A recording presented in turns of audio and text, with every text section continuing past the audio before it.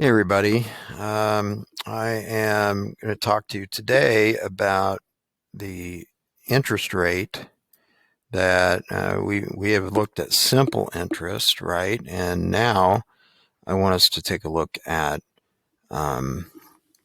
compound interest, which basically means that uh, for for our simple purposes, compound interest is when each year the interest is figured out for that year and added into the balance to the principal.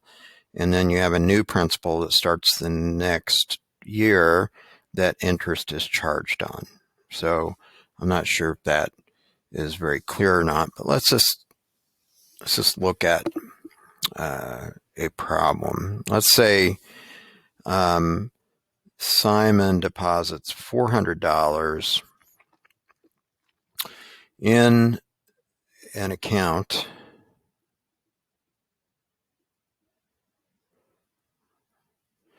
that is that pays. So this is a savings, or that they pays that pays 3% interest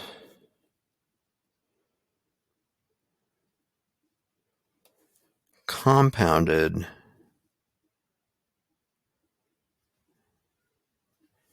annually.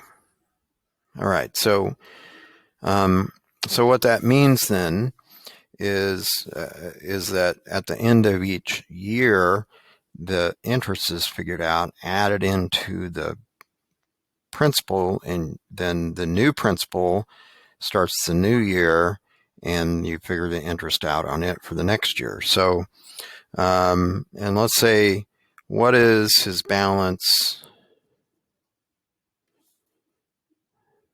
Is the balance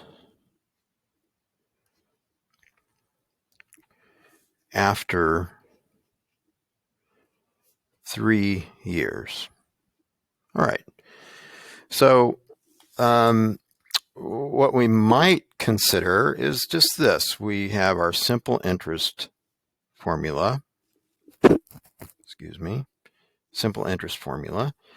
And so if we just think of this a year at a time, then for the first year, right, I'm going to take 400 times 0.03 times 1, because it's just 1 year, and I'm going to get $12, which I then add to my principal to get my new principal starting the second year, right? So the second year is $412, and then I'm adding, or I'm multiplying by 0.03 again, okay? And let's see what we get here. 412 times 0.03, it's not going to be much more, $12.36, okay? Which I then add for my third year, okay? I'm going to have $424.36, and I multiply that by 0.03, okay? Let's see, plus 412 equals, and then times 0.03 equals $12.73, which then I add to my amount at the beginning of the third year, 424.36. Whoops, I subtracted it. That's not what I meant to do.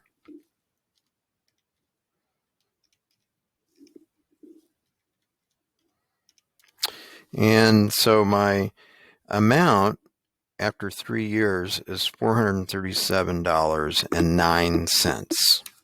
Okay. Now, as you might imagine, this could get kind of, I don't know, kind of a little bit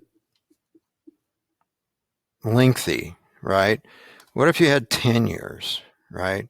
So we wanted to see what our account balance would be in 10 years. Are you going to do 10 years like this? Well, you could, but but why would we want to? When we have a perfectly good formula for this, all right, and that formula is this. And the nice thing about this formula is we are not necessarily having to add the interest in at the end, because this formula, it already is there with the principal. Okay, so basically what we're saying is A, and this is the balance, okay, equals the principal times 1 plus R, which is the rate, raised to the t power, right? So P is the principal,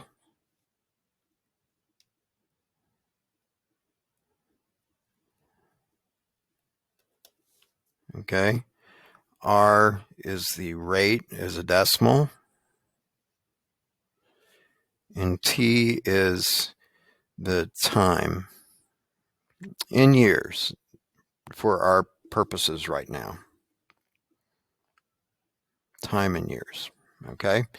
So if I go back and apply this to what we did initially, okay, I'm going to do that. We're going to apply this to the numbers we started with. So again, I'm going to write this down here. I have A equals principal times 1 plus R to the t power, okay?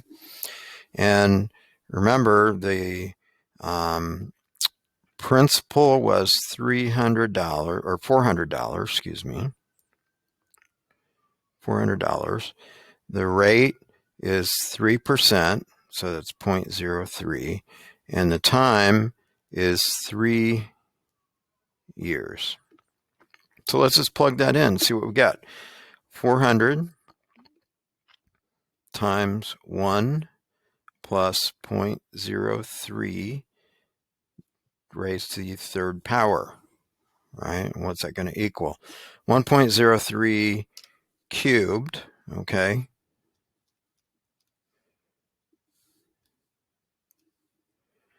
is 1.0. And here's the thing, you would not round this, okay? You want to use all the numbers. It needs to be as accurate as possible, so you don't round anything in the middle of the calculation. So I'm going to have 400 times 1.092727. Now that might repeat, I'm not sure. This calculator is only taking out that far. So times 400, and I get $437.09, which, if you recall, right, we got in the first one, right? So 437.9 is the answer. So a very convenient, easy, simple way to do what could normally be a very detailed, lengthy process. And so in the next video, I'm going to do some more examples, and I'll just see you there.